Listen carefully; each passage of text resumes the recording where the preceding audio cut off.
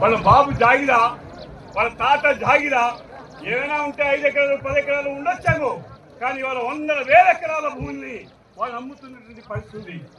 ఇటు రాజకీయ అధికారం, రాజకీయ పార్టీల్లో పదవులు పొందుతూ ఆ విధంగా ప్రజలను ఒప్పించి ఆ విధంగా ఏంటంటే వాళ్ళు ప్రజాప్రతినిధిగా ఉంటే అభ్యంతరం లేదు. కానీ ఇవాళ దేశంలో అసమానతలు ఉన్నాయి.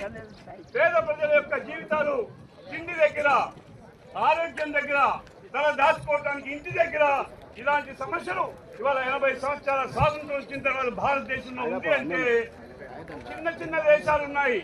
సింగపూర్ కావచ్చు, థాయిలాండ్ కావచ్చు, ఇలాంటివన్నీ కూడా ఏంటంటే అక్కడ ఉన్నటువంటి జనాభాకి అందరికీ కూడా సొంత ఇంటి ఇచ్చి, విద్య ఇచ్చి, ఆరోగ్యం ఇచ్చి, ఆ విధంగా ఉద్యోగం ఇస్తున్నటువంటి పరిస్థితి.